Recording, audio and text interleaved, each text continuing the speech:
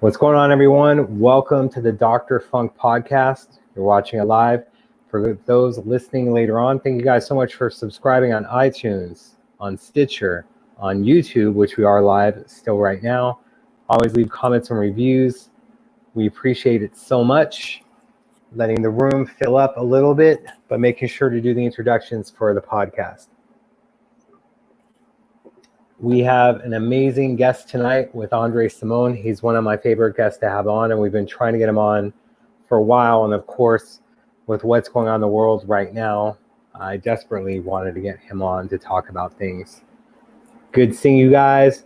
Make sure when you are asking questions, if we don't get to it, if we're telling a story, ask it again. We'll get to it to go on it.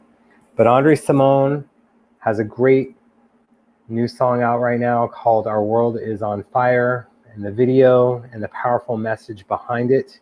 And Andre has been around for a while, and his message is even more important now than it's ever been.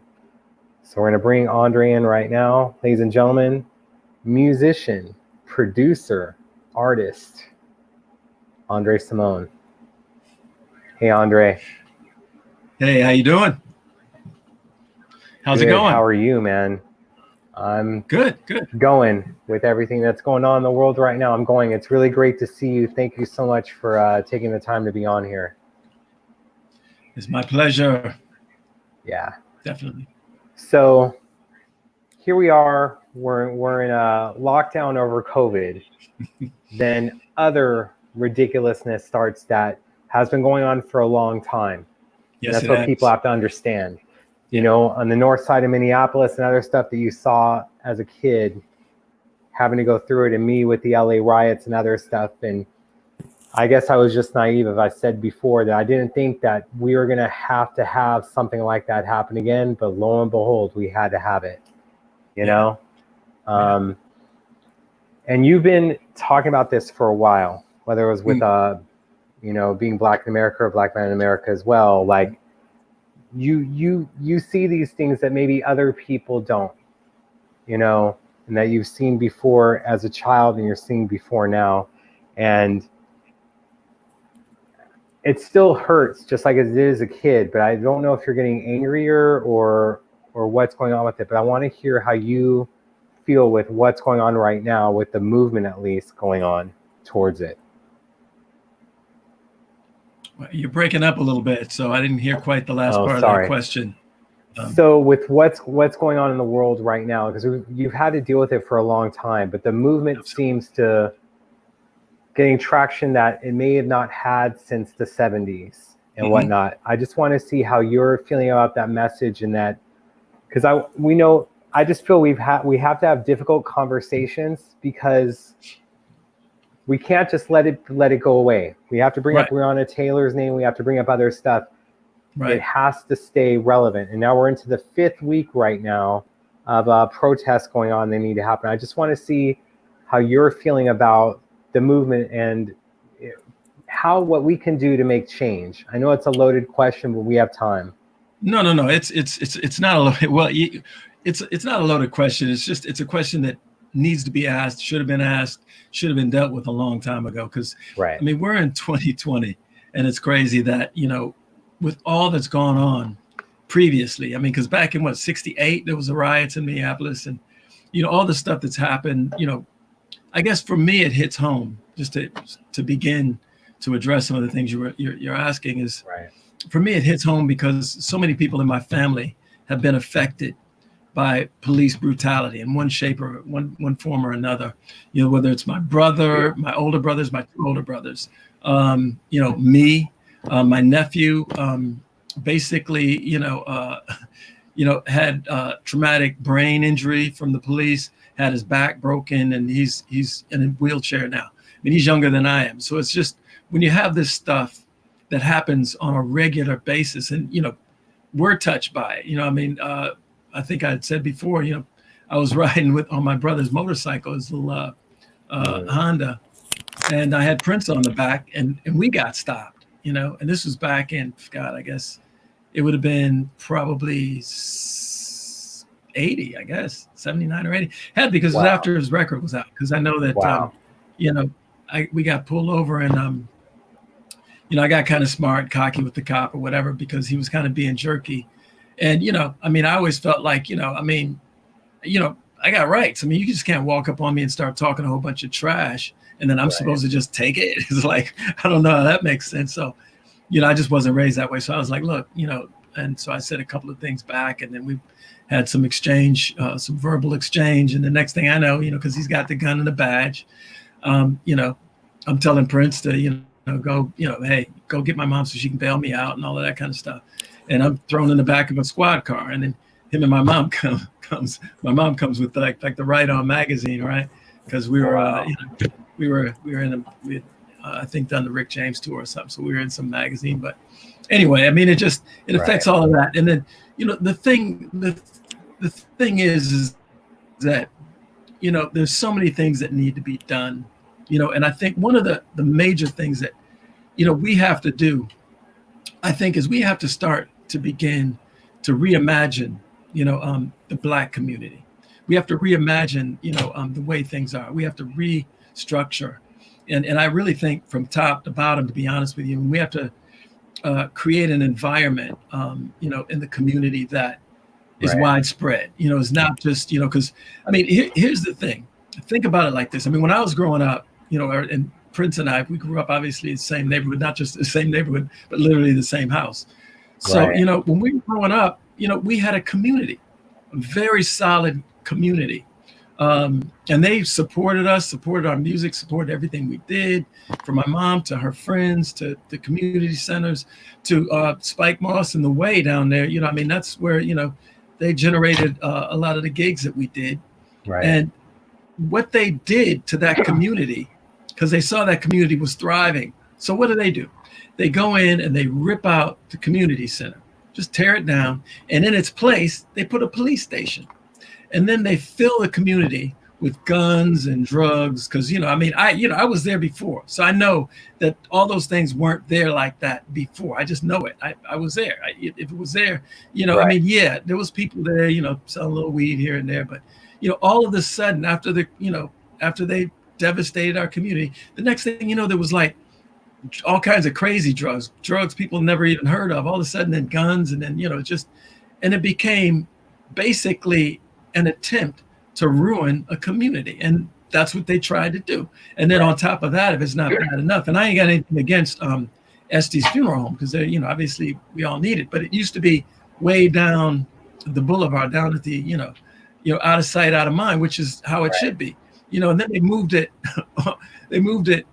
you know, on the corner of the main street, Plymouth and Penn, and they got it on both corners. So you got the police, and then you got a funeral home, you know, which used to be a McDonald's and used to be places where we could run and play, and, you know, and then it just turned into a whole different thing, you know, because for me, you know, I mean, having a funeral home like a tourist attraction, like it's like a restaurant or a hotel, is sending out an interesting message, you know, and all of those things, you know, it should be out of sight, out of mind, not on the bus line. So, you know, those are things that need to be done. And you know, and in trying to reimagine the community. One of the last times Prince and I spoke, we talked about building a community center, and we talked, you know, quite a bit about it, you know, for a long time. And we talked about, you know, all the different things that would be great to bring into the community center. It wasn't just about a community center. You know, I mean, for me, it's about a community, period. You know, like, you know, like in that particular, we were talking about was a community center and maybe a playhouse where, you know, you have plays. You have, you know, I mean, Minnesota actually has a history, a really rich history of, you know, arts and entertainment. And, you know, I don't know if you're familiar with August Wilson, but, you know, he came and wrote plays, and, you know, there was the Penumbra Playhouse, and there's a lot of stuff going on that, you know, has since sort of, it's just not, you know, we need to build that back up. We need to reimagine, you know, the Black community. And I would love to start with North Minneapolis and basically make that sort of a, you know, sort of an example, sort of a prototype of communities all around the country. Because there's places where we, you know, where we grew up that could be amazing. I mean, I know it. You know, they've got sort of defunct, you know, train tracks and train areas right in the back of our community. That could be reimagined and turned into, something that could be really, really cool. That could come from downtown into the community. And then you could build like, an art center right back there because it's vacant right now. Or you could go, or you could build on Broadway. There's all sorts of places. We got the Capri, we got KMOJ, we got the Urban League, we got the Black History Center. There's things cropping up, but we need to keep growing and create an environment, a community environment where, basically it's an atmospheric place for people in the community to be able to live and thrive and grow, and in a place that, quite frankly, would draw other people to the community because, and it'd be welcoming. I mean, it seems like, where we go, we're not really welcome, but to create an environment and an atmosphere that, is really, really, reimagined and really, really cool. And, where all would be welcome is what needs to be created. So that's what I'm about trying to do, trying to see if I can bring people together to make that happen. That would be amazing, especially like for a way for the 21st century. And these other things that are needed that people may not know. And Spike, we got to get him on the show sometime because even though there was something that he's a part of, but people don't know it, but Spike played a huge part in North Minneapolis in the way getting stuff done. And now, you learn that message as a youth, and now you're knowing it now and teaching it now. And of course, it's so needed. And I'm sure that's not what you expected to be doing as a kid, day to school people, but community centers like the Way and other things, it's so desperately needed. And I hear about defunding the police and where they're going to put stuff. I wish they put it into community centers and other things like the Way, because I think that it's completely needed. And you guys would jam there, right? You guys would perform at the Way, right? We performed there a couple of times, but it was more than that. I mean, we did a lot of, it's like, I mean, there were a few community centers scattered around, and that's what was so cool. The Way was one of them, and it was an outlet. There was the Glenwood Community Center, which was another outlet. There was the YWCA, the YMCA, which was, these were all outlets. My mother had North Commons Ruth Hawkins Community Center, which was her community center, which she ran programs out of, and ran job opportunity programs out of. There's just so many things going on. It was so rich. It was a beautiful time. It was a beautiful place, and I think because it was so fruitful and so beautiful, and really, people were coming out of there and they were doing really good things. Good things for the community. They were coming back to the community. They were giving back, and I just think somebody somewhere said, you know what, we got to squash this. And so they went in and they dismantled it, and they just, crippled it, and, and now it's rebuilding, which is, it's always going to rebuild. But I just think that the thing about Black communities and what the state and the city does is they don't give Black communities really any real roots. You know what I mean? It's like whenever we start to get our own roots, because we have to always build our own foundation and our own roots.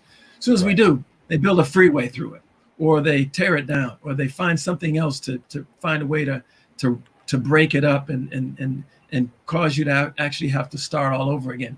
And, so we have no structure, so a lot of people say, well, why do they tear up their own community and all of this? Why do they, it's like, I mean, all the buildings that we do get are usually secondhand. They're not structures built specifically for anything, for us. It's like some old building that, got turned into this, or some old building. There's been a few. I'm not saying that there isn't any, so I don't want to, and the reality is I have to say, I mean, I'm not living in Minneapolis or North Minneapolis right now. I mean, obviously I go back quite a bit, but I don't live there right now. But my family still lives there. So obviously I go there, and I'm very much, in the community and in the neighborhood, and I still go back and perform. And in fact, I go back, and my wife, who's also, she taught dance and has been in the art world very heavily. She kind of, bridges a lot of different things with a lot of different people and brings things together. And her and Manuela Testolini, she has In a Perfect World organization. And Yes. we all came together and actually, through her organization, brought instruments. And Dave Hampton, who's an amazing designer, designed a room for Franklin, and they put like instruments and brought guitars and studios and stuff in there. And as well as a school called Ann Watton did the same thing for them with Ellen Schulman, who was the principal over there. So, we try to do whatever we can, whatever we can. But I really think it's important to find, because I know that LeBron James and some of the, NBA stars are doing some really cool programs. It would be great to create sort of a connection or a pipeline between some of these organizations, the NBA, the NFL, and some of these organizations. I mean, because they have, so much, such a large platform, Right. that to really create that connection, to start to create, environments in Black communities Right. that are sustainable, that are atmospheric unto itself, that can become places of vast entertainment exploitation, where, opportunity, plays, concerts, entertainers come and speak to the kids, NBA, NFL, baseball stars come and speak to the kids. I mean, things that they used to do stuff like that when I was a kid. I didn't always get involved in all those things, but I got involved in enough of them to inspire me to see how, to see the potential and things like that. So I think it's really important to really think about reimagining, Black communities, it's just one of the things I think are very, very important. Right. And it's just neat. And of course, that was really awesome what Manuela was able to do, and Dave Hampton as well, and you being a part of it, because then they can focus on music and have the instruments and learn some things with it. Now, someone brought up an interesting point, like about Calhoun Square is being renamed. And of course, Prince made a song and released that in the 90s entitled that. And a lot of people didn't know that it was named after a person that was a slave owner and all this other stuff. But those were things that you knew, where the community was kind of in shock. Like, did you know about, like, when did you know about that history of Calhoun Square, that's who it was named after? I didn't know about that history. I only found out about that relatively recently. But honestly, I'm not surprised. I mean, how can you be surprised about any of that stuff? I mean, here's the thing. What we are involved in is evolution. Okay, that's just it. And people have to understand we are constantly evolving. That is part of a dark, ugly history that has to be rooted out. And as you find these things, you have to do things to root these things out, to replace them with positive things. I don't see the use in the negativity of somebody who actually thought that it was a good idea to take someone from another country, basically kidnap them, bring them here against their will, and on and on and on. I mean, beat, slave, make them, tell them you can't learn, you're not going to learn anything. You're beholden to us. You're inferior to us, and all these things. This doctrine that throughout history they taught us, and we had to fight, work our way through all of that nonsense. And this is the reason why people wonder, why do you guys say Black Lives Matter? Why isn't all lives matter? Of course, all lives matter, but the reason why we say Black Lives Matter is because what the struggle that Black people went through, and we contributed, we invented things along the way. It wasn't like we were just shuffling around. I mean, we worked our behinds off from day one. Kidnapped, basically blindfolded, thrown to a country you don't speak the language. You're just nothing. You're beaten. Your kids are separated from you. It's just an atrocity. All these things happen. Meanwhile, through history, you fight, work, struggle. All the different things. We created instruments. We created, the light bulb or some variation and part of the vacuum cleaner, the lawnmower, stoplight. You can go through all the things. You can go online and figure out all the contributions Black people have made. Jazz, blues, funk, rock and roll. These are major contributions. So it wasn't like we were just shuffling around, waiting, trying to take things. We were So this is why, we watch other people get statues and then Calhoun Lake named after them and all this other kind of stuff. They mattered, and the history books write great things about, George Washington and Jackson and Jefferson. They mattered, and then, they get television shows and movies and great productions and fantasy and all that stuff, and all that matters. Right. But Black people just get, shows that are, a lot of times show disparaging characters, things that are not really representative of how vast and how the array of personalities that actually comprise the Black experience. So, right. So that's why a lot of people say, we matter, wake up, we matter. It's not saying that nobody else matters, but we matter too. It's just, it doesn't sound good saying Black people matter too.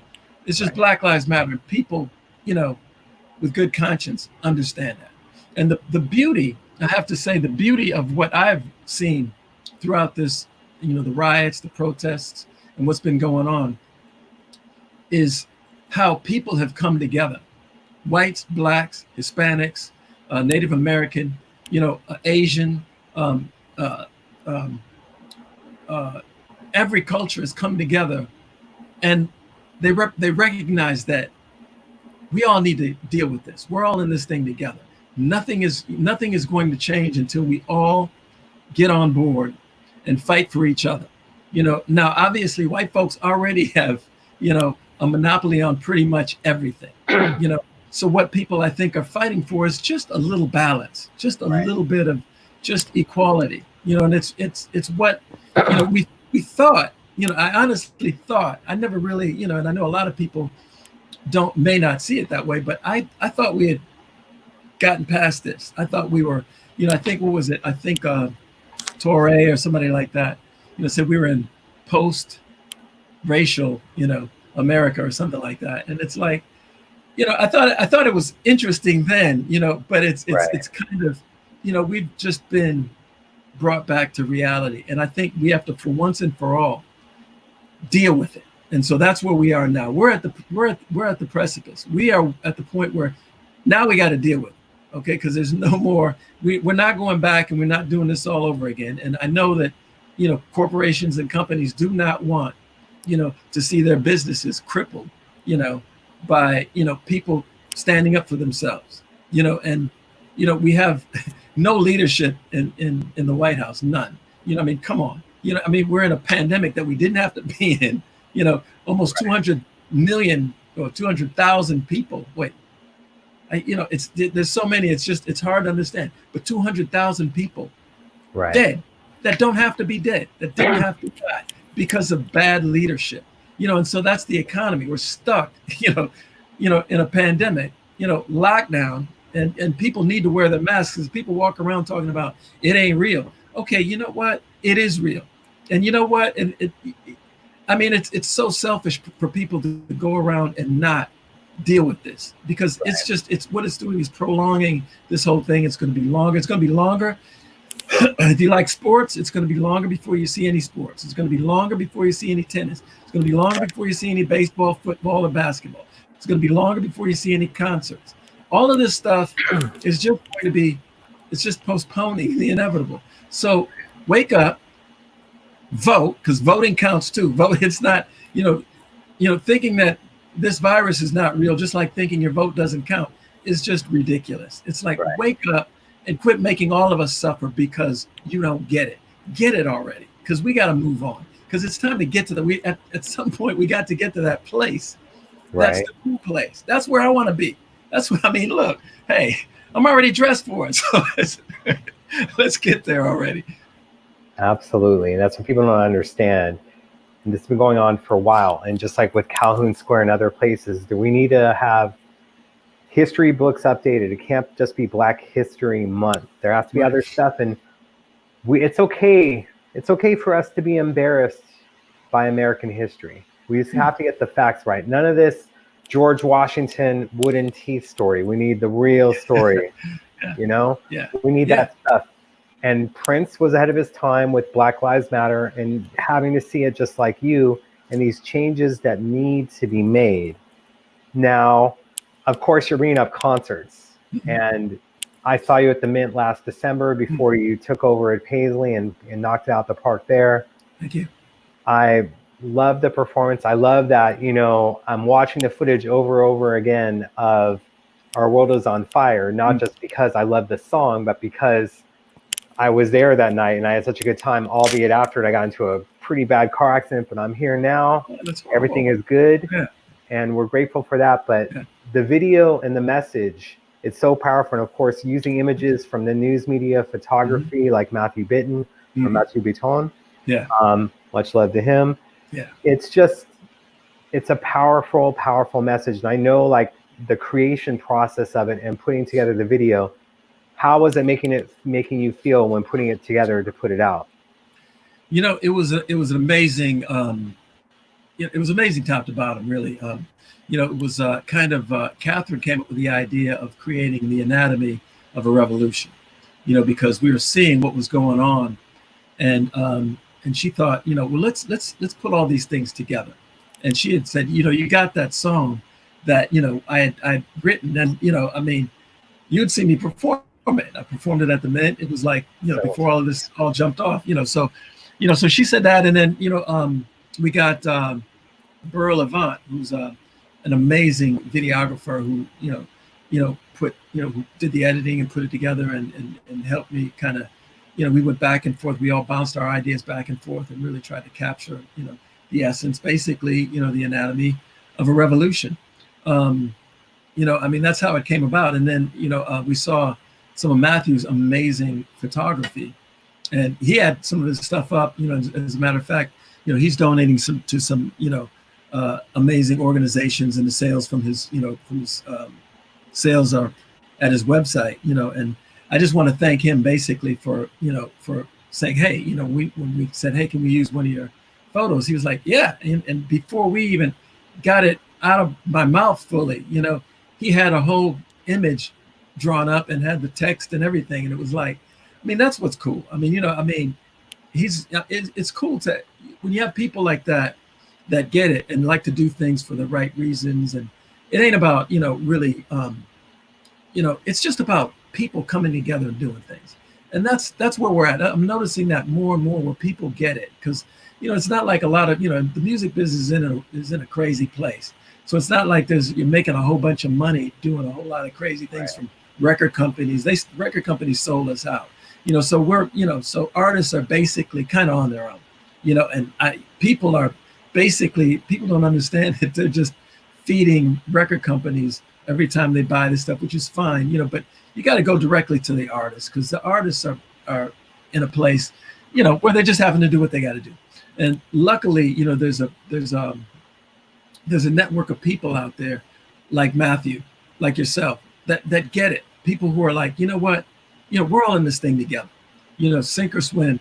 We're going to have to bring us, you know, what we do into the arena and lay it out there. And that's what people are responding to. And the people are out there because social media, people know what's going on. They know where to go. They know what to do. And they are, you know, I have to say, you know, most of my inspiration of the things I've been doing as of late, because I'm not like a newcomer to writing stuff. I mean, you know, when Trayvon was killed, I wrote Trayvon, which is a song I did back in 2013 or 14, something like that. You know, I wrote a song for him. All the proceeds went to his family. It's like, you know, I mean, I did when, you know, we're trying to reelect Barack Obama. I wrote a song called "Vote." If you don't vote, you don't count. You know, and, you know, tried to get that going. Went and performed it for Keith Ellison when he was running for the DNC chair. Hot Night in the Neighborhood after Mike Brown was murdered. You know, it's like, you know, and then this song, well, Black Man in America, was written because of a friend of mine who had gotten beat by the police, tased, and then pepper sprayed and taken to jail, you know, because he was waiting on the bus. You know, it's like, it just goes on and on and on. And it's just, you know, and then this song, obviously, you know, we, the first day, I think we got over $1,000 that we donated to Sabathani and to Dream Defenders, you know, and other organizations. I think what was the other one? The other one is Movement for Black Lives. You know, it's just, you know, we have to get involved in these things, and we have to do what we can to try to help people who are trying to, you know, who are trying to really help everybody. We're all in this thing together, and that's what this is all about. It's like giving to people, doing what you do. I write songs, I write music, I create, I write. I went to school for producing and screenwriting and directing. So these are all the things that I want to bring to the table, to the world to the world, period, and to try to create a different conversation, create a different narrative, and I think it's important to do that. So, right. And you say you write, you do everything. Of course, we got to make this out. And then what other people may not know, like how many production credits you have. Oh my God. You'll be going through vinyl, be digging it, produced by Andre Cymone. So much stuff that people do not understand how much you created, more than just Dance Electric, more than just being in Prince's band, Jody Wally and other people. And do you still produce other artists? I know that you mostly do yourself, but if someone came to you and wanted to have Andre Cymone on the record, can we make that happen?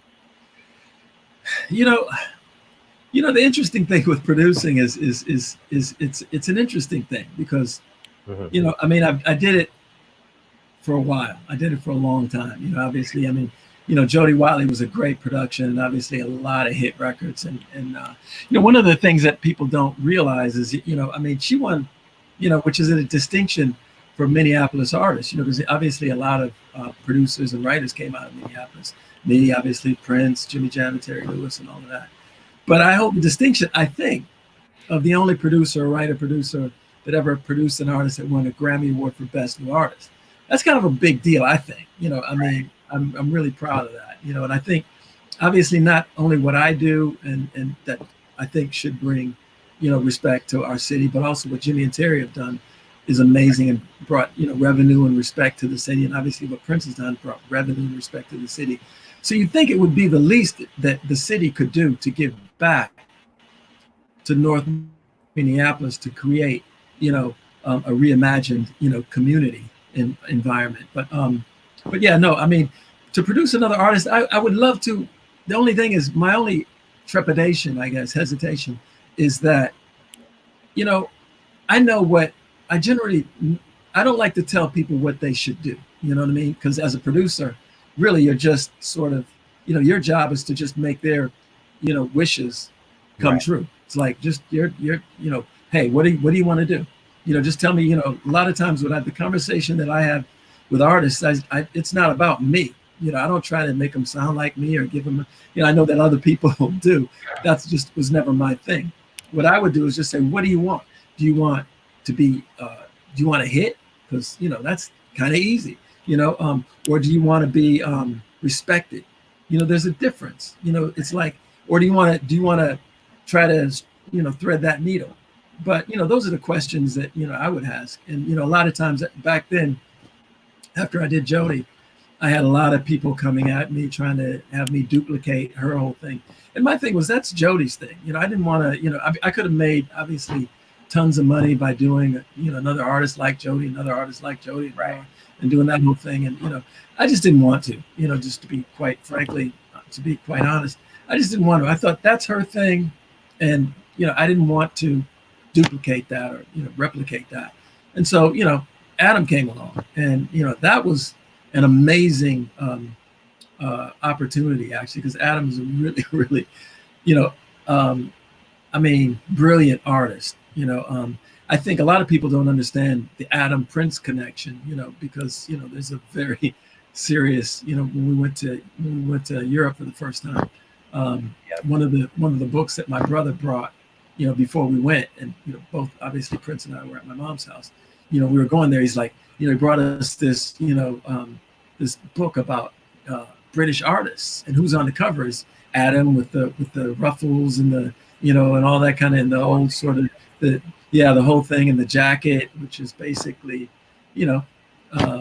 very reminiscent, of what wound up becoming, a change in style and fashion, and I got to give my brother Eddie Anderson a shout out, because a lot of people don't understand how much, what a major role he played, obviously in my life, because he was my big brother, but in Prince's life, because, if you look in Prince's book, obviously Eddie's in the book, and he's in there with his son, and, obviously in this book you see, a lot of my family, and obviously me, because you start to see, there were pictures of there and me of me that I was like, if I could have said, do you really have to, me with the tennis outfit on? It's like, sure. I mean, even Prince with the socks pulled way up with the stripes on them, because we used to play some serious tennis when we used to do crazy stuff back then. But to produce an artist, I wouldn't say no. It just would depend on who, because I know Apollonia has an artist that she works with that's amazingly talented. That I would, we'll have to see what's going on, because right now I'm trying to focus on what I'm doing. I know that Jill has a daughter that's amazingly talented, Jill Jones. I mean, so there's so much talent out there that, I get so tempted, but I've worked with, other artists that, they, it's hard to really, create, something. Well, that's not true. I keep saying that, but that's not true, because I managed to do it with this Kuwaiti artist, Lena Shamaz. She's amazing. If you ever get a chance, you should look that up, because she's amazing songwriter, and we did some stuff. As a matter of fact, we did some stuff with Lisa's brother, who wrote Around the World in a Day. Yeah, he did he's a cellist, and he wrote the arrangements. And it's just an amazing record. It was an amazing experience. Yes. Thank you for bringing up the Adam Ant thing, because I brought it up to people before and they're like, no, that's just a coincidence. I'm like, no, I'm sure that he saw it, because look, at that time, and sometimes in the 90s, overseas music was far ahead of American music. Absolutely. So yeah. I think he didn't copy Adam. He took some things from it and made it his own. So I love that you're aware of that and other things. And speaking of, go ahead. Well, no, I mean, I'm a little more than aware of these things, because I mean, you have to understand. I think a lot of people don't understand. Obviously, we were close. We were literally like brothers. I mean, for all intent purposes. And I mean, we're all inspired by a lot of different things and places and people, and I mean, and I'm no different. Prince is no different. People that came before us were no different. Jimi Hendrix was inspired by a lot of the blues guys that he used to check out. And, I mean, obviously the Rolling Stones were inspired by James Brown, a lot of different blues artists that they were, it's like, it's almost like paying forward. It's like, I mean, it's a beautiful thing. It's just all in how you, I guess, that inspiration is reflected. I mean, right. I was influenced by I guess Devo and Yellow Magic Orchestra and some of the some really avant-garde Kraftwerk avant-garde artists that with my record company kind of got me in a lot of trouble, because they really just wanted me to do what I did when I was in Minneapolis and do that whole thing. And I was like, look, I want to be an artist. I mean, that's what I thought. I wanted to try to create something that that nobody'd ever heard before. I wasn't even trying to. I mean, listen, to Living in a New Way, I'm not trying to write a hit song. It's just I'm trying to create art. And I guess that concept, when you think about it, when you're talking about a record company, it just is antithetical to what they are trying to do. They're like, why don't you just write a hit song? And like, that's you can, that's easy. I know I say that and it sounds crazy, but after when they wouldn't promote me the way I thought, I just stopped recording for them. And then I went over to MCA. I had met Jody, and then I wrote, Looking for a New Love was number one. So I could write. There you go. Oh no. Let's bring it back. Lost him for a second. Hopefully not. I'm seeing your guys' question regarding Elvis. Hopefully we're getting Andre back. No, we'll still talk about other things. I'm enjoying your guys' conversation that's been going on in the room as well, and you guys communicating with everyone. Here's hoping we get Andre back on soon. But I'm really enjoying it. We still want to talk about Paisley Park, and him performing there and a few other things. Here's hoping he comes back. I'm going to pull him off for a moment, just so you guys have the full screen and I have it with you. But we still have Andre coming on. We're waiting for the connection. We'll get him back.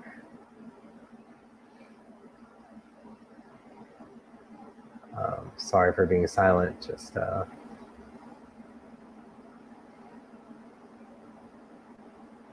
texting. It's been a really great conversation so far. All right. Yeah, we'll get that Elvis question in. Who's Jeremy? Oh, it's Prince inspired by Adam. Just with looks and other things. Thank you, Catherine. And you see it like on Graffiti Bridge during Elephants and Flowers and some other things. And yes, how are you guys doing? Just gotta love this for the playback when we do other things, that they'll be explaining it like, wait, there was talking going on and it went away. Thank you. The red shirt, we'll get into it, covering it up just because we know, and we're gonna talk about this a little bit with Andre, but we know something's coming up. So I'm wearing an old Prince Sign of the Times tour shirt. We'll be talking about that, but the red matched a little bit of that, and of course the watch. Yes. And then there goes Elvis Inspiration Delirious. We'll get to that. I'm doing all right. How are you guys doing? Hello, Melissa. Hello, Virginia, Angel, Kelly, Tia. The guys are being silent, huh? Yeah, all right, we almost have Andre back. Here we go. He was just taking a brief break, but here is Andre back. What's going on, man? There we Don't go. you love live? It's beautiful. It's beautiful. I mean, I Yeah. think it's a note to self. Remember to plug your computer in. Yeah, I mean, I'm with you on that. normally I use my my big computer, but I didn't have the format loaded. So anyway, it's all good. We're back. Yes. Someone had a question in regards, they wanted to know about Prince's take on Elvis Presley. Prince's take on Elvis Presley? Yeah. Obviously, he was a big fan. Obviously, I mean, I don't know what kid, that was born in 1958. Me and Prince are a week, was it 2 weeks? Yeah. 20 days apart. Yeah. So I don't know what kid, that, from that era was not an Elvis fan. All the different movies, I would watch him, he would watch him. I mean, obviously we sat around watching them. They would come on the Mel Jazz matinee movie. So we'd get, Elvis in Las Vegas and, Clam Bake and, you name it. What was the other one? Love Me Tender, which is great. I love that. But yeah, no, it's hard for me to really speak, so much from his perspective because, Right. That's what's normally I would never even say anything because I would my thing. I stopped doing interviews in 1985 and didn't do them again until 2014. But so I would, and partly because people would always ask me stuff about Prince, and I'd say, look, ask him. Dude can Right. talk a blue streak. But but I think the reality is, I mean, you asked me the question, and I happen to know because obviously, Right. beyond living, with my mother at my mom's house, when he got his first apartment, we actually moved in, and then his first house, we actually moved in. His second house, we moved in. Third house, we moved in, and then obviously when we did the first, second, and third record out in Los Angeles, a record in San Francisco, we were, kind of hung out quite a bit. So, and Elvis was definitely a part of the reality. Now, someone asked this question, just because we're going to be going around. Do you feel like you got your fair credit as a producer? Even though we touched base a little bit, do you think you got your fair credit? My fair credit as a producer? Yeah. From Producing what? as an artist. they feel that you should be on the Mount Rushmore when it comes to Minneapolis Mount Rushmore. They just want to know if you got your credit as a producer in your eyes. I don't think so. I'll answer it for you, but I want to know what you think. You know, I would say probably not. But, you know, I think part of the problem is because I'm not into, you know, I've never really been into things for myself. I just have not, you know, whether it's, whether it's from Prince's perspective back when I was in that whole situation to my own self. I'm just a different kind of, I realize that now in retrospect, I'm a different kind of person because I still don't think like that. So, you know, I mean, it's not that I don't care, but I'm not a self-promoter. I'm not like a blow my own horn, toot my own horn kind of guy. It's like, I always think that you should let your work do the speaking, you know? And obviously, you know, I guess when you write a lot of hits, you know, I mean, hit television shows, television themes, hit movies. I think I've had, you know, been on 3 or 4 of them or something, you know, worked with huge, some of the biggest artists. I mean, Tom Jones is one of the biggest artists ever. Tina Turner, one of the biggest artists ever. I mean, you know, Adamant, you know, it's pretty serious, and obviously Prince, and, you know, so, I mean, but, you know, I mean, I don't know, you know, I think sometimes, people feel like, you know, because me and Prince were so close, they somehow I get just attached regardless of whether I like it or not, you know? And, you know, and I guess part of the thing is, I mean, I love Prince. I love the brother. I mean, period. I always did, always will. Right. A lot of people always tried to make it like this jealousy thing or an animosity thing, or, you know, he was jealous of Prince's, you know, fame or whatever. Couldn't be further from the truth. I mean, you know, I'm still proud.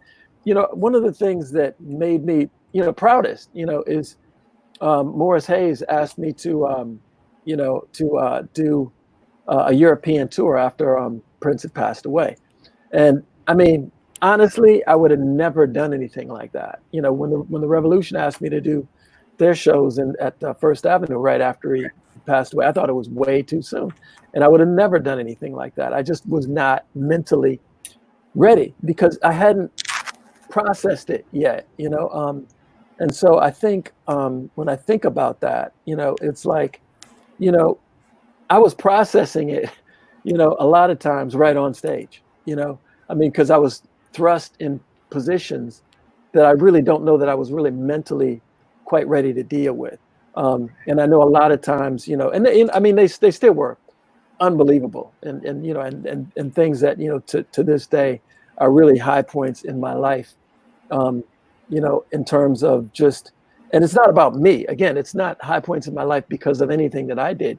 It was high points in my life because I looked out in that audience and I saw love. I saw pure love and respect for someone that I knew, someone that we used to literally sleep in the same room, you know, and I know, you know, literally where his drive comes from or came from.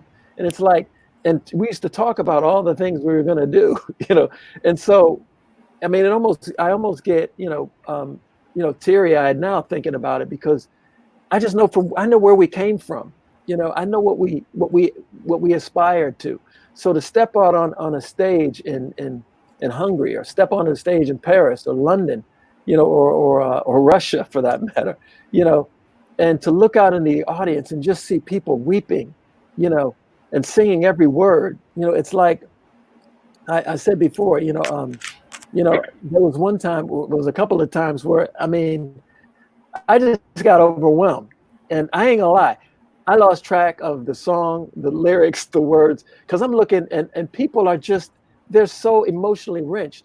I was like, I just, you know, because if you know, when you perform, everything is at a high, you know, everything is happening, you know, everything is sort of, you know, when you're really on your game, everything is kind of, it's like you're just kind of, you know, doing what you do. But when you do that and you have the element of emotion, like extreme emotion, you know, and things that you haven't processed yet, especially when you're singing somebody else's song, somebody that you were really, really close to. Right. You're singing their music in front of their crowd, in front of their audience, people that love them. And you're thinking about, you know, connecting the past with what he worked his tail off, literally, you know, to produce. It's just an emotional reality that it's hard to even explain. And I think, and I really have to thank all of those guys. I have to thank Morris Hayes for bringing me, into that situation, and Bobby Z obviously for talking me into doing the First Avenue shows, because I really was not going to do it. But, and really it was more because of the fans, really, because he brought up the fans, and as I, looked out and would read the different things about, what the fans were saying, I was like, you know what, I think this is something that really would be important for the fans. And it actually turned out to be a good thing from that perspective. And, I think that's the reason why you don't really see me do very much of that, because it's really about the fans. If the fans were, because the fans were into it, and then I read things where some of the fans weren't into it. And I was like, you know what, it's not like I'm trying to make a career or anything out of, traipsing around anywhere doing Prince or anybody else's material for that matter. There's a lot of people that, obviously they threw somebody right in there, right after I didn't want to do it or wasn't going to do it anymore. So they just got somebody right on in there. And so that's how it works. And I'm sure that the fans were just happy. So, and that's what it's all about. And we talked about before of having to teach people when it comes to what's going on in the world and Black Lives Matter. Another thing is we have to make sure there isn't revisionist history. I know you posted something very heartfelt to Prince on the anniversary of his birth, and people try to do stuff.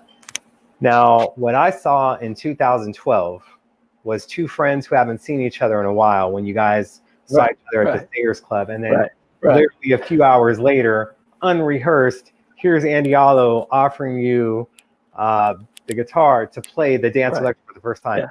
Now, I saw Prince when he saw you, and I think it was a long time since you guys saw each other. And if I'm wrong, you can correct me. No, you're right. He was so happy to see you. Big old hug that you guys had, and you guys you and Catherine were next to me. And then all of a sudden, like I said, when Andy's bringing you the guitar, I'm like, wait. And then it's just like, oh, wait, that's dance electric. Yeah.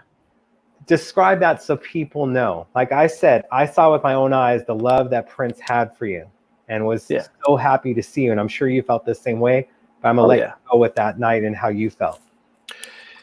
Well, first of all, you're spot on, because, again, I mean, it's hard. I can't even, it's hard. That's why a lot of times I don't do very many interviews and talk all that much, because it really gets emotional, because people misunderstand me, and they always have throughout my whole life, throughout my whole career. Even when I was a kid, people didn't understand me very, very well, because I've just never been your average kind of person. I don't think, I guess, like, and so obviously Prince was one of the few people that I met that we really connected, that he understood me and I understood him.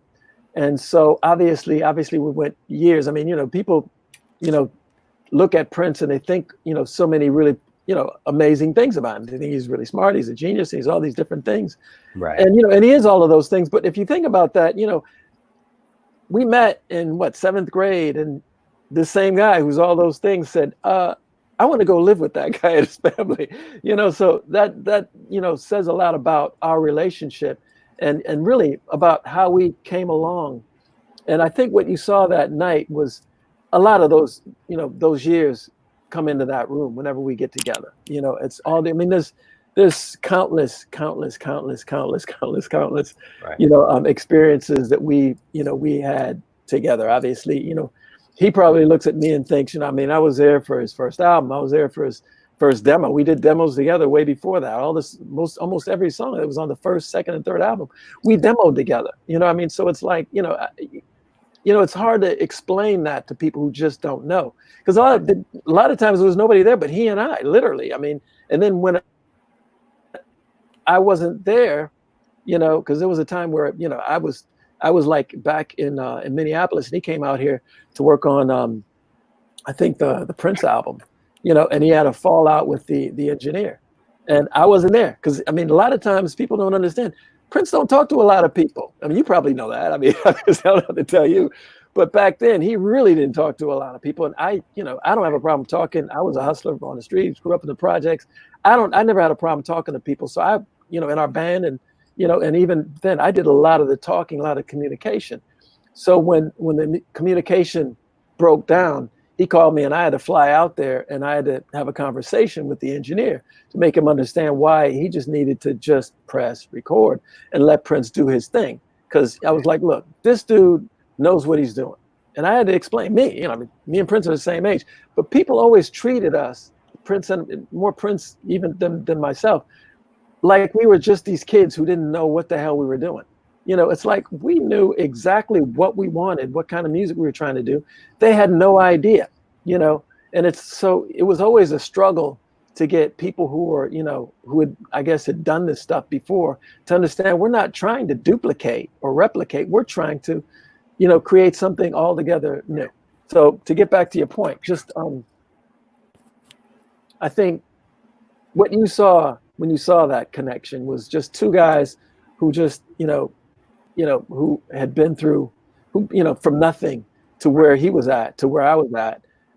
That's what comes in the room. And it's just adulation. It's just respect and love. And that's what you saw. You saw respect, love, pride, and the fact that we know each other. We know more than anybody in that room what we had to do to get to that point, Right. And I think the same held true. It's like, every time I would go see Prince, because very often he would just call me out of nowhere and say, hey, what are you doing? I'm here or I'm there, and can you come and I'd love for you to come to the show. And and if I wasn't obviously doing anything, I'd be happy to come because I knew it was going to be a hell of a show, and so I would go and and I had one experience that I thought was really, really an amazing experience. Was my wife, Catherine, her cousin, I think lived in Maryland, and Prince was doing a show, I think in Philadelphia, and they wanted to go to the show, but it was sold out. And she called and asked if there was a way that I could get tickets, right? And I'm like, I hadn't talked to Prince at that point in a long time, and I was like, I don't know, Plus, trying to call always seemed kind of, it was always kind of a hit and miss. You had to call 19 different numbers to try to get, so it was always, Right. It wasn't easy, so I was like, but, I'm trying to make an impression and, so I'm like, well, let me see what I can do, so I called and got hold of, I'm trying to think, I think, was it, it might've been Takumi. Or anyway, I think that's who that's who I got hold of. And then he hooked it up, and Prince met us with a golf cart, and I mean he was like drove us around, and these guys, and her cousin brought a couple of friends who were like huge Prince fans. I didn't even obviously when I left and really didn't follow things so much, so I didn't really know just how huge he had gotten. I just no idea really. I know that sounds crazy, but I really just didn't. And it was like, so they're just giddy and tripping, and and I'm like, and I didn't really know him that well, so I really didn't say a whole lot. So they had purple flowers and everything, and I'm like going, okay, this is gonna be weird. And he was so cool to them, and he treated them like he knew them, like they were his sisters, treated them with respect, brought them into his dressing room, told them stories, bad stories about me, crazy stories. Patti LaBelle was in there, Indy Ari was in there, a lot of people were in there. Manuela was in there. It was like he had a dressing room for me with my name on the door. It was insane. Yeah, it was just, I was like, it was just really, way. Morris was there. That's right. The time opened for him. So I ran into Morris, and Morris was like, man, you've been working out, because at the time I actually had been working out, and Right. And anyway, it was just good to see those guys, and it was just a cool experience. Hopefully he drove the golf carts a little bit better than he drove the cars. Maybe he wasn't so fast. God, that's a whole nother thing, man. Driving in a car with Prince, there was one time I literally got out of the car while I was still rolling, because he, I don't know, I wouldn't say he couldn't drive. It's just that he had an interesting relationship with driving. I think he thought somehow or another, he psychologically could, I mean, he used to literally say this, he could make the lights change, so he would bail, blaze through red lights. And finally I was like, look, let me out here. He's like, no, come on. I was, no, let me out here. No, you got, what you going to do? You going to walk home? I said, yep. And he slowed down. I got out of the car. He's like, drove along. Come on, man. I won't run anymore. Anyway, it was like stuff like that. It was like, and I think that's the kind of stuff that, when you see us reconnect, all that stuff comes in, because he tells people crazy stories about me that I that I would probably not want him to. But, anyway, it's just it's a good thing. All these questions are coming from the past, and I want to concentrate on now, but we'll just do it. Someone's asking about the Rebels project and why it was cut short. You really want me to answer that? Okay. If you want to answer that. Well, no, I don't mind. Look, I mean, I'm not, nothing for me is really sacred when it comes to some of that stuff. I mean, obviously some things are, personal and things like that. And, I imagine one of these days, people might get a kick out of me actually, sitting down and, and giving them a real perspective, from my point of view. But as far as that's concerned, I mean, the Rebels, first and foremost, you got to understand, the Rebels was a way for him to keep us all busy. Let's just be honest, to keep us all busy so we can go out and do other things and wind up somewhere with a record deal and bounce like Jimmy Jam and Terry Lewis did, I mean, and that was really what probably would have happened had he not, he or whoever, because we had managers at the time that were very, very smart, that probably said, you know what, you need to, and they probably knew I would have probably been the first one to bounce, although I wouldn't have, but they probably thought that I would have. And so, so they thought, let's keep them busy. And so we wound up going to Boulder to cut that record, which took us off and out of the whole loop, and we were controllable. So it wasn't like we were in the city where we could, go off and do some other kind of thing. We were in Boulder, Colorado. So we were way off the beaten track, staying at this interesting hotel, working out of this amazing studio that Perry and Tony had found. Perry used to manage Earth, Wind & Fire and was our manager at the time. But I think the reality is, we recorded it, and the first song that the record company wanted to release was the song that I wrote, Thrill You or Kill You, because it was like funky and it was like, and they were like, and so that would have been a problem, because obviously if they released it, if it became a hit, then, people would be like, well, why don't we put Andre on the road? Why don't we put him on tour? He'd be a solo artist, blah, blah, blah. That was probably not, the way that anybody saw that working out. So whoever was in that position to make that not happen, made that not happen. So that's what happened with that. Right.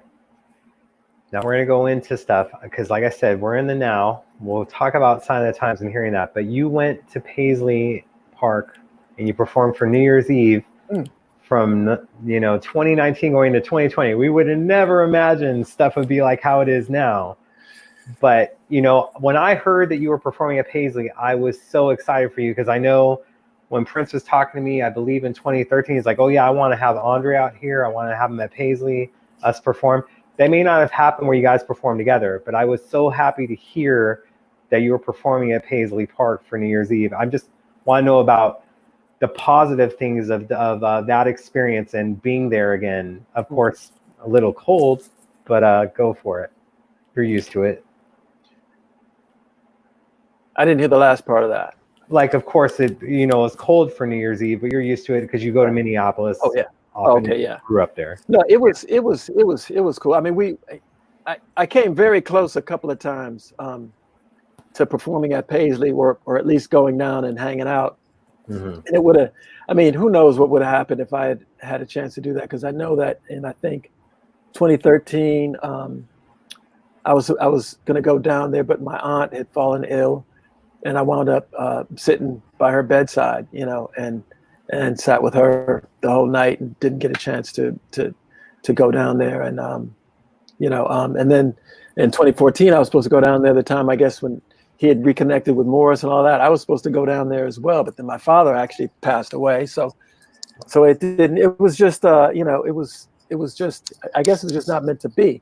But when New Year's happened, they had reached out. First, it was a conversation that I had had with Omar, Prince's brother, and he had asked me if I would be interested in doing something like that. He had come to the gig at the Mint and asked me if I'd be interested in doing something like that. And I said, yeah, New Year's Eve, that would be a blast. That would be amazing. And then Kurt reached out, and I spoke with Kurt. And then, we put it together, and, I got to tell you, it was a blast.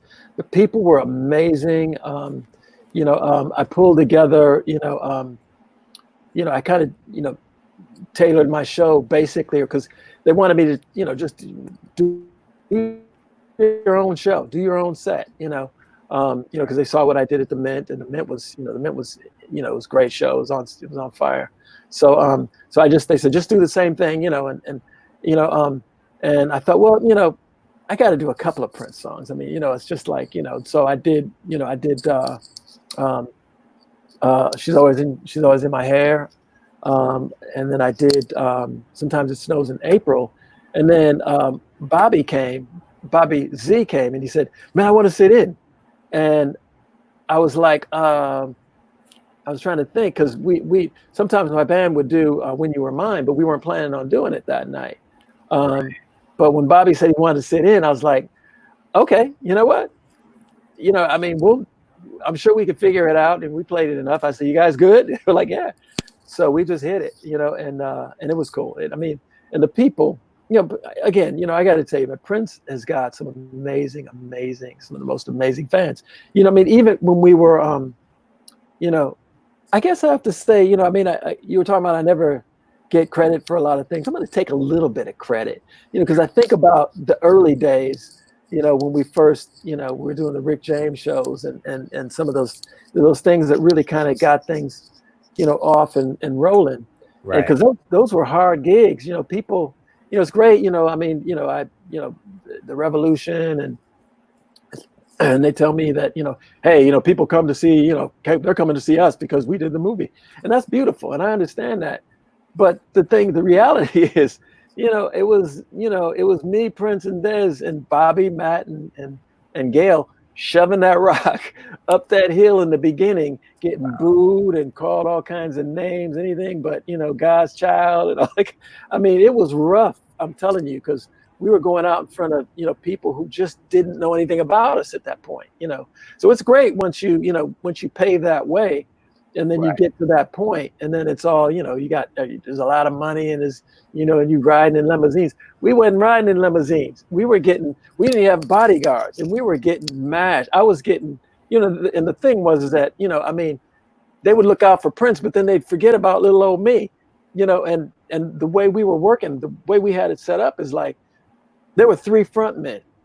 Dez had the left side of the stage. Prince obviously covered the center, and I had the right side of the stage. And that's how we looked at it. And so it's like, the right side is mine, and sometimes I go over there and I tease, Dez, I'm gonna come over there and I'm gonna take your eyes, I'm gonna bring them over to my side. And we used to just clown around like that. But, but we built, like I say, a lot of times, it's like, we would do the first 3 or 4 songs and people would be looking at us like, ooh, because I had on clear pants and, and was, coming out there, and Prince either had on spandex or he'd have on underwear. So it was like, people just never seen anything like that. So it's like, people would freak out. Guys were going, I don't know about these guys. They're kind of funky though. And women would be like, they don't seem like they're, they look like they, and then, because obviously we was looking, I was looking at the girls going, yes, that's right. And so, so after about the 3rd or 4th song, it was a done deal. It was like, they were convinced, obviously, they thought we were the sexiest men alive. And then they thought that they wanted to get with us. And then the guys thought, this is the funkiest band I ever heard, and I want to be a musician. So it was like, it was a lot going on. And, and I have to say, it was not easy, but, after the 3rd album, we were doing the Dirty Mind tour, and we finally obviously did, Saturday Night Live. I think it's some of that stuff that, I think Mick and the Rolling Stones saw, that they were like, you know what? We want those guys to open for us. Unfortunately, I would have loved to, but that was the first gig that they did without me. Right. And that's awesome that you were there for New Year's Eve. I should have been there. That's on me. We'll have a different story. That another thing that I heard, and I don't know if this is accurate, but I believe it's true, that he rang you up one time when Sign of the Times was about to come out or whatnot, and he wanted to play it for you. Mm-hmm. And now, of course, we're just circling that in because Sign of the Times is about to be remastered and released, right. Bonus tracks. How was that experience of hearing that stuff at Paisley for the first time? Because it's still relevant today. You know, we can do an updated version of Sign of the Times, but just that experience, because I've never heard that before, and I just think it's awesome that, you know, because people don't know your background of things or whatnot, but that he would call you up out of the blue, like, yo, I got a new album coming out, Andre, I want you to come here and listen to it at my studios. How that happened and how amazing was it? Well, first of all, he would do that, you know, I mean, he did that for that album and the Batman soundtrack, and, you know, he would track me down. It was always bizarre because it was never, you know, Prince can't do anything normal, and, you know, nor should he, but it was never that simple. It was like, you know, I was at a club with Jody Watley and Jermaine Stewart, and we were partying as I forget the name of the club, but it was down at the bottom of the Beverly Center. God, I forget the name of that club, but anyway, somebody came up to me, one of his bodyguards came up to me and said, Prince wants you to come up to the house, you know, and you know, and I was like, I'm kind of, you know, partying. I was like, trying to get my groove on, you know, and I was like, I'm partying. I got some people with me, man. You know, we just trying to. He's like, you can bring them with. I was like, you guys want to go? He's like, yeah. You know, I mean, I found out, I didn't know that they were such big Prince fans until I was like, oh, you do you? I was like, you know, so I was like, all right, cool. So we got in the limo and drove up to the house, and we go in, and then you know, Prince comes, and, you know, and I introduce him to Jermaine and introduce him to Jody, and, you know, we kind of chit chat a little bit, and he's like, do you mind if I, you know, bring Andre upstairs? We got to talk about a few things, and, you know, and I'm like, no. And so we went upstairs, and he proceeded to play me, you know, what I think was actually a 4-album set. So it's interesting. It'll be interesting to see, you know, I mean, if, you know, I would love to hear it and get with it and see what's all on it and all of that, because, you know, because what he played me, we were there for, like, it was a 4-album set. It was literally, you know, we were there for hours, you know, literally for, you know, a good 3-4 hours just listening to the whole thing, you know. And I remember stopping him after Dorothy Parker and going, okay, you know, I was like, that is just unbelievable. I mean, the sting on that beat is just, it's like, you know, obviously Sign of the Times was insane. And there's so many songs on that record that are just absolutely just, you know, and then it just was song after song after song that was just one more amazing than the other, or just as amazing as the last, or just different. And so, and I was like, you know, I mean, I was out of breath just listening to it when we got to the end. And one of the things that I remember saying, and I remember this so clearly, I mean, one of the things that I knew about the time, because he had this big clock, huge clock that was on the wall that, you know, that we were staring at the whole time we were listening to. It's really almost like surreal when I think about it. We're just, Prince and I, sitting in a dark room listening to music. I mean, it's not that big of a stretch, because obviously we used to sit in the dark room when we lived in my mom's house, because we would flip coins to listen to music. But when I think about, you know, just different, you know, just that setting, you know, and listening to that music was just so amazing. But one of the things that I remember is when it was over, I said, you know, I said, obviously it was amazing. I said, but that's so much music. I said, I think that's too much, man. You know, you should just do like an album, because you just released it. You just put something out not that long ago. You should give the people a chance to sort of, you know, miss you a little bit. You know, he's like, I can't do that. I can't. What am I going to do with all this music? I can't just let it sit there. I got to get it out. I can't just do it. And he was like adamant, you know, he was like almost, he just, you know, was really, you know, adamant about it, you know. And I was like, well, that's a lot of stuff. I said, you know, that's, and I said, that's like 3 albums worth of material, you know. I said, I mean, you know, far be it from me, but you could put that out, wait a little bit, put it really, you know. No, I can't do that. He's like, I do too much stuff. I got too much stuff going. I can't. I was like, all right, well, you know, And that was pretty much it, yeah. Yeah, that's really amazing. I'm just glad that they are doing it like so we can hear all that stuff that you were able to hear and how amazing it was on things. And you're right. You're right. It is, when you think it's Sign of the Times, it's just as timely now as it was when he released it back then. So it's such a connection. So yeah. It's just craziness, the amount of material that he did and you being a part of so much. I want to bring it back to the now, and there's someone asking this question. Hopefully we'll cover it. They want to know if you have any stories that when it came to the Rick James tour, any stories about Rick. And that's gonna be, if you're not, it's cool, we can get to the front, but I'm sure you do. Yeah, I mean, how can you be, it seemed like I swear to God, it seemed like we were on tour with Rick James, oh man, forever, for a lifetime. That tour seemed like it lasted forever. I noticed somebody had one of these days, I have to find it because I know I have it. I have so much stuff from back in those days, but so there's a little card that somebody put out of Prince. It's like a little yellow card with his picture on it, and I think it had occupation star or something like that. It's funny because I have that same card. It's just I think about that tour, and that card reminds me of that tour and a lot of the other stuff. But no, Rick James was obviously, first of all, it was an amazing experience because just to be able to travel and experience. I mean, we were doing 10,000 seat arenas. Before that, first of all, we came from, it wasn't 2 years ago.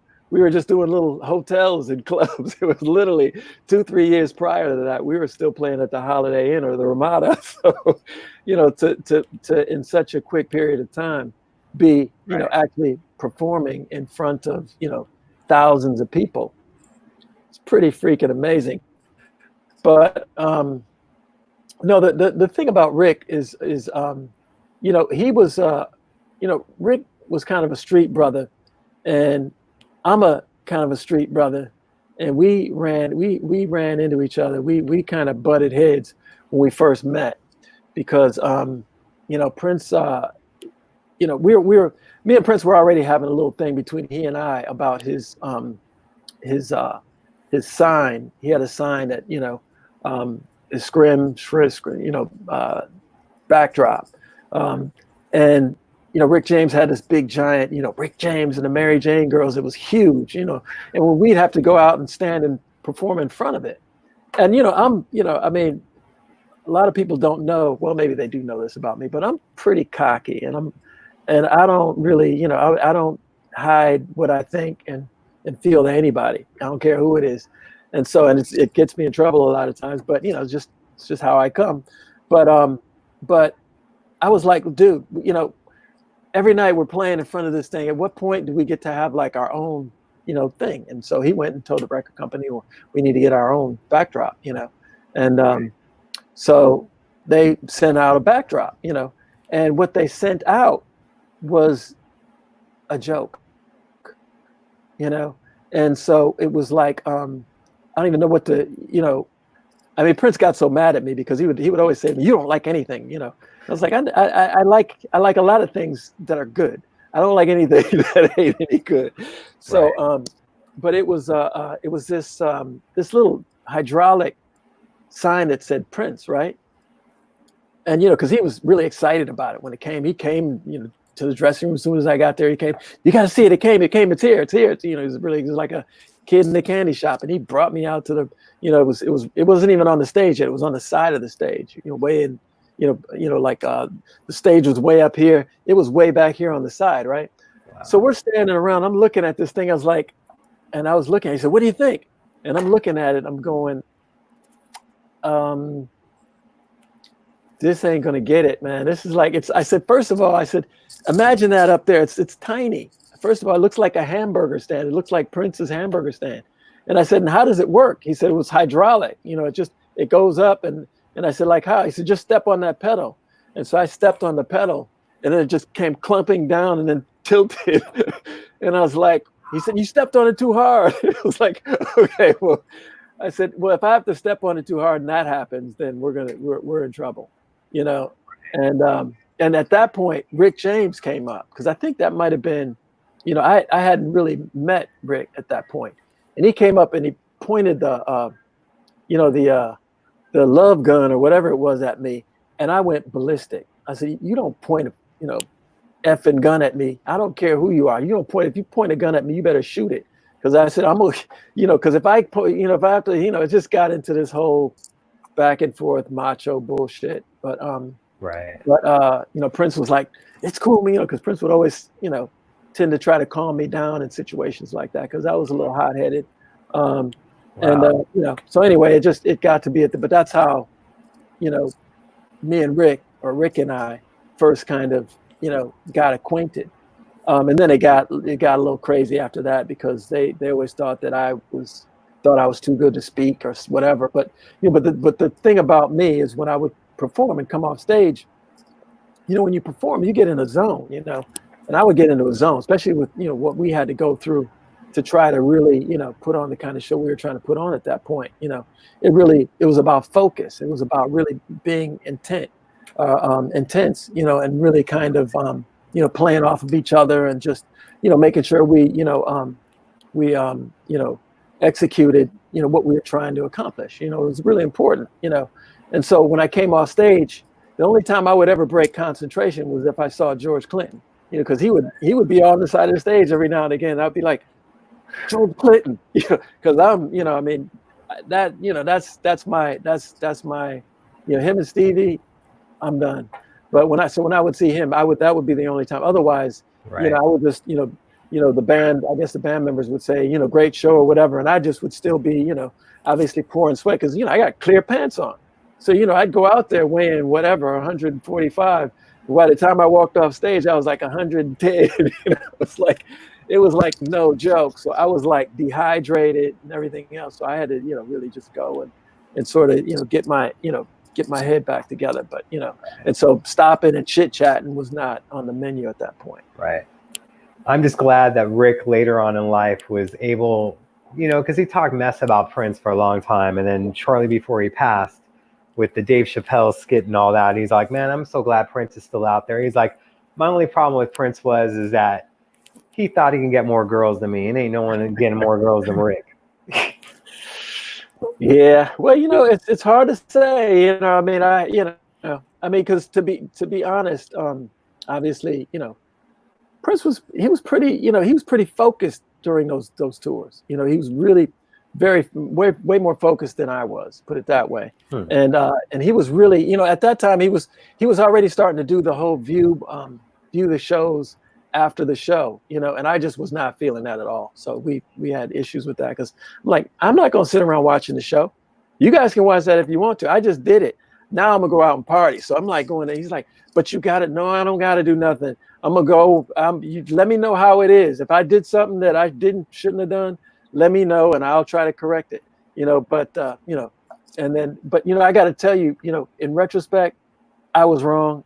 That's one thing that, you know, I really, if I had a do-over and any of that kind of stuff, I would go back and really kind of sit with what he was trying to do, because it's such a brilliant thing to do, you know, when you really understand what he was trying to do, because that is one of the main reasons why he was by far one of the best, most amazing performers on the planet, because he would review the show, everything about the show, he would scrutinize and he would make it better, you know, I mean, top to bottom, you know, and that's, you know, if you want to be great, that's what you got to do. You know, if you want to be anything other than that or whatever, then you do what I did. you slough it off, and then, you know, I mean, you know, but I mean, obviously my philosophy is just, you know, more just raw, you know, do what God gave you and you go out there and do it, you know, and right. His thing was more, you know, hey, you got to work it like a football game or something, you know. So it's just different approaches for the same thing. Definitely. And we just had, I believe it's Jill Jones that's in the room. And see, that's why we got to get back to the live performing and get this over with, because it didn't happen at Paisley, but it happened at the Mint, where you and Jill did She's Always in My Hair together. And that was flipping amazing. Yeah. So I want this to be over with, just like you. Like, what are things that you are looking forward to aside from performing, or things that you want to do when we can kind of have our lives back? And we're gonna get to Black Lives Matter again as well. But I'm just curious of things that you're looking forward to in the future that you can do. You know, I mean, there's so many things I want to do. I mean, obviously, I just got asked to do a show in Minneapolis. I was going to do a show. I was scheduled to do a show in April that got canceled. I was scheduled to do some stuff in New York that got canceled. But, obviously I want to perform. I'm a screenwriter, producer. I've studied all this stuff. So I've written over 17, 18 screenplays. So I'm a prolific writer, storyteller. I write stories and plays, and I've done a bunch of different things. Musically, actually, oddly enough, I've written probably about 14 or 15 classical. I play the piano. Probably a lot of people don't know that, but I play the piano. So I've written a bunch of classical songs that probably nobody will ever hear. But I do one day want to go out and, and maybe do different things, obviously I want to, do some films, just different things, there's a lot to do, a lot to be done. I'm very committed to trying to see if I can bring people together to try to really reimagine, the Black community. That's one of the things that I'm really, really focused on trying to make happen, and see if I can bring people together to bring that into fruition, and hopefully make that a prototype for Black communities around the country, and to just really, get people to look at the Black community, Black culture, and Black people in the best light, because there's just, I think that's another thing that I think is important about film. That's part of the reason why I want to do films, and I've always wanted to do films, because I think so often only so few stories get told about from a Black perspective, that my background and the background of my family is so different. My father was an inventor. My uncle was a war photographer. One of my uncles was Gordon Parks. It's just there's so many stories you can tell, so many things you can bring to the experience, the American stories, and you think about people, we have such a lush history when you think about musicians, painters, artists, dancers. There's just so many stories you could tell, that I think we have done ourselves a disservice by not expanding and expounding on all the different things and the different stories that as Black culture and as Black people we can put out there in the world, to give our kids, our children, our grandchildren, inspiration to look to, to aspire to, to just, so it's not just, sort of, one thing.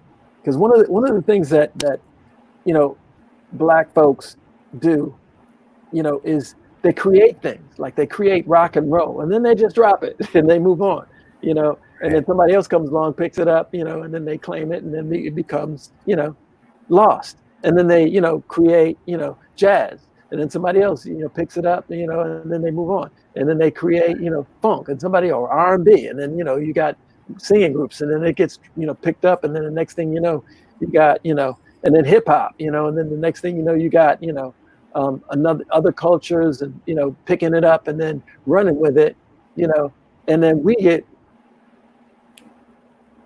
typecast as just one, sort of monochromatic, culture, which is just not the case. And I think it's a travesty of creation, or of creativity, not to elaborate and expound on all the different things. There should be no sell-by date on anything creative. Art is art. period. I mean, I'm better now than I ever was at anything that I do. I don't care what it is. I'm better than anything that I did when I was 14, 15, 16, 18, 20. Right. I'm better now at everything that I've ever done, than I ever was, except basketball. But, but everything else. Right.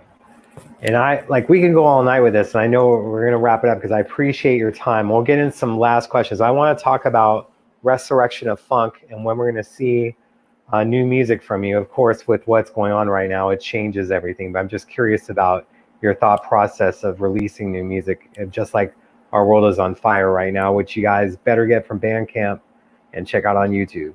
Thank you. For sure. And I wish that with this format had it to where we can play it, but what's going on with Resurrection of Funk and other new music? Well, the Resurrection of Funk is actually done. I finished it, and it's just, the thing is, I just didn't want to put it out right now because I think people are focused on other things, as they should be. And I think, because I, write a lot of music, I'm going to keep writing songs about what's going on right now and trying to get people into it. We got an election coming up, and I got to get people out there to vote. So I'm going to be writing songs and music and focused on really doing what I can do to get people engaged in the voting.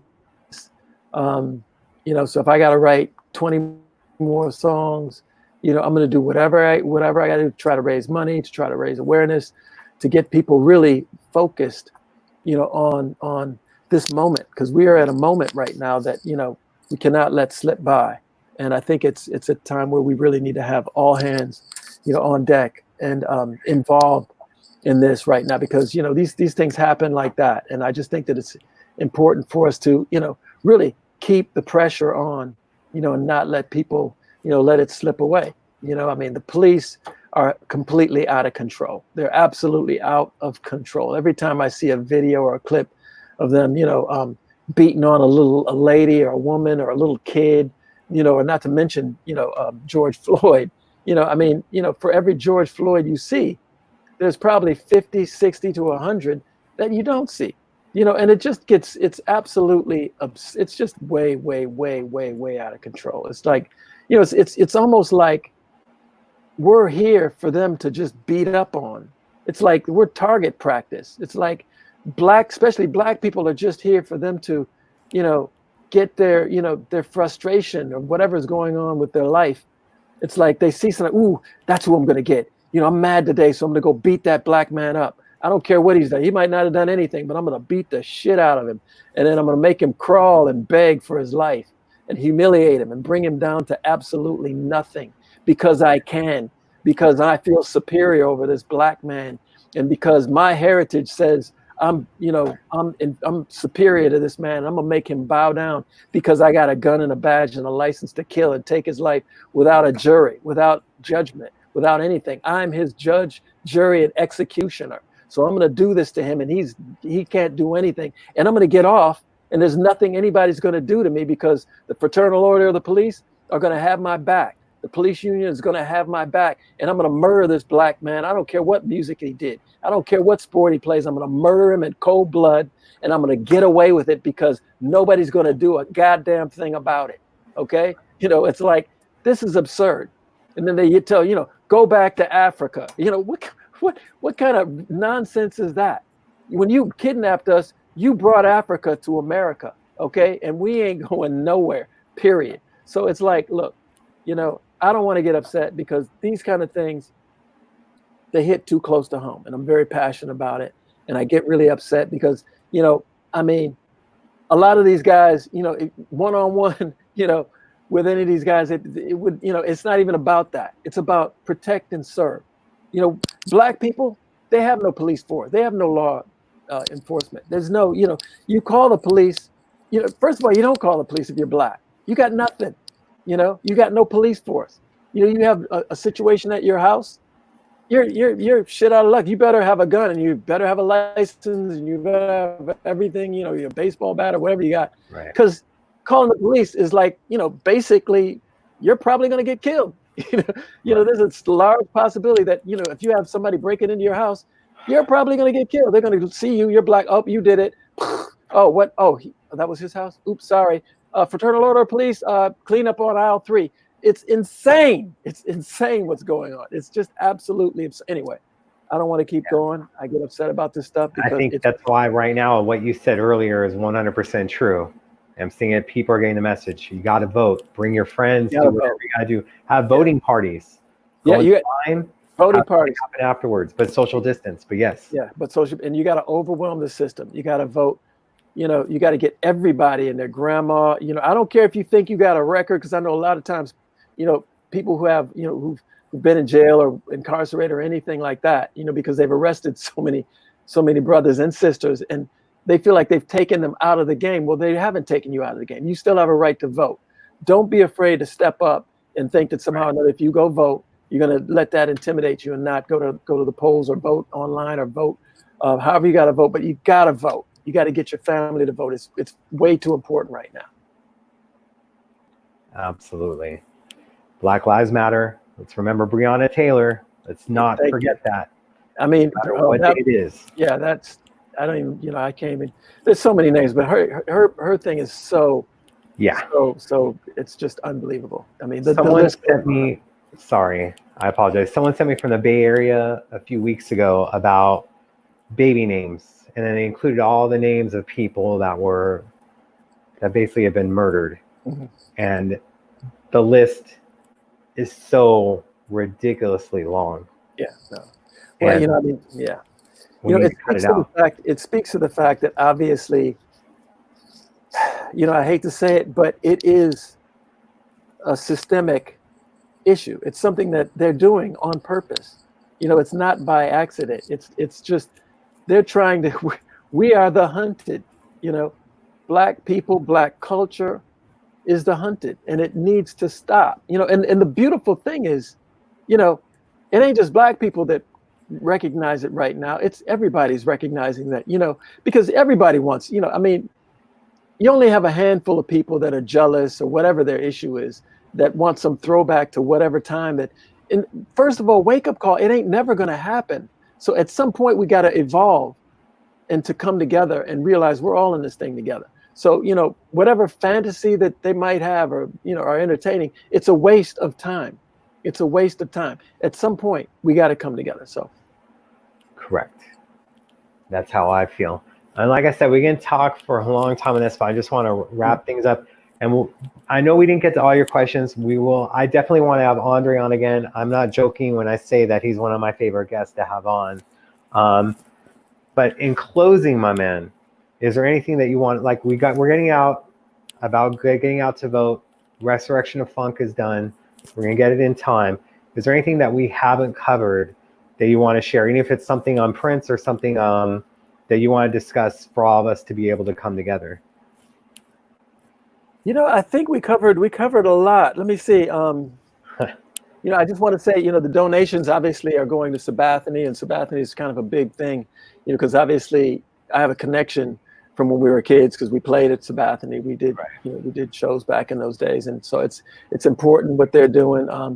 You know, it's important what Matthew's doing, because he's got some organizations that his, you know, if you go onto his site, you can see and you can donate to the causes that he's involved with, and they're, you know, I mean, I just think, you know, my message, Movement for Black Lives, the Dream Defenders, they do this thing. I mean, they do this Sunday thing that is really amazing. I've watched it a few times. It's really, really, you know, it's good. But, you know, I mean, there's a lot of things going on that, you know, that I think people really, you know, should embrace, because we, you know, we this is our time. I know I say this all the time, but this is our time. This is our moment. This is our history. And so we have to step up, you know, we have to get involved, and we have to make our world what we want it to be. You know, nobody's going to do it for us. You know, it's up to us to take it into our hands. So that would be my message closing, is just, you know, we have to take this moment into our hands, and we have to deliver for our children, our grandchildren, and for the future. So people go back and say, you know what? They hooked us up. They're either going to say they hooked us up or they jacked us up. You know, I'd rather they say you know, we hooked them up, you know, whether it's, you know, culturally, musically, whether it's turning the corner on racism, turning the corner on law enforcement, and reimagining the police department, reimagining Black communities, reimagining unity, because that's what this song, that's what Our World Is on Fire is all about. It's all about, you know, unity. It's all about evolution. You know, And I think that's, that was the premise behind the writing the song. It's like, Right. and I was talking about revolution in that song, and I wrote this song before all this stuff jumped off, but revolution, first stop, Detroit. It's like, it's what it's all about. So. Yep. And we're gonna make sure on the playback, I'm gonna hit up Catherine that we have the links for people to donate. So when they're watching it back on YouTube, on Facebook, and all the other streaming services, they'll have a link there that they can donate directly. Cool. So we'll make sure to take care of that. Andre, I want to thank you so much for your time. I look forward to seeing you in person, but I love doing this, and I've already seen people want you back for part 2. We'll definitely get it on the schedule, man. I'm looking forward to it. It's going to be fun. I'm looking forward to it. And yeah, anytime I'll come out and, flap my jaws and, talk about, the good stuff. We appreciate it, my friend. Thank you so much. Thank you. Until next time. All right. Thank you. Take care. All right. I'll pull you off. Thanks, man. All right, guys. Thank you guys so much for tuning in. I hope that we were able to get all your questions. Remember, we're probably going to be having a hit and run podcast very soon, in the sense that it won't be a Wednesday 6 p.m. one, but it could be happening tomorrow or another time down the road with something that we know has been getting talked about. But for then, I just want to thank Andre so much for his time, for sharing his stories. Someone asked about the symbol that's up behind me. Had a friend give it to me that her sister passed away and she was a big Prince fan. So I took that on there, and then it was sitting in my room, and like when I was redesigning my set, I decided to add it in there and do these things. But I want to thank you guys so much. It seems like our audience is getting bigger every week, and that's what we want. We want to get it back to when Prince would be promoting the Spreecast for us, and we had thousands in the room at a time and over 100,000 views within days. But can't do that without you guys. I'm going to keep trying to make this show better and get great guests. I already have some people lined up that I'm in contact with. And of course, I appreciate your guys' donations, and it just helps make this show better. And I want to do things. I'd love to have another TV behind me so we can play stuff from it, since we don't have the format, because I would have loved to play Andre's video tonight for everyone, but the technology isn't up to where we want it yet. But I'm constantly trying to make the show better for you guys. I took this project on while we were dealing with COVID, to make things better and to just have this platform for all of us to be a part of. So I just want to say thank you guys so much. We're going to be covering some things. The next show that will be a hit and run, we're going to be covering that big project along with other things, because there's been some stuff that's happened with Paisley Park reopening and some other things that we need to get into. We just haven't had the time yet, and I don't want to take away from my guest and from you guys being able to ask questions. But I thank you so much. You're going to see me sooner than you guys think. And so get used to this face. Sorry, maybe I'll wear a hat or whatever next time, but we'll have a different outfit on than the red dress shirt. But I'm very, very appreciative of you guys. And thank you. Make sure to share when we go live, or even you can share this now to other groups that you're a part of. Donate when you can, or if you can, but more importantly, for Andre's things, we're gonna have the links. Make sure to donate there. Those things right now are more important. I have tremendous love for you guys, and till next time. And thank you again, Andre. Thank you guys so much. Much love. Keep it funky, y'all.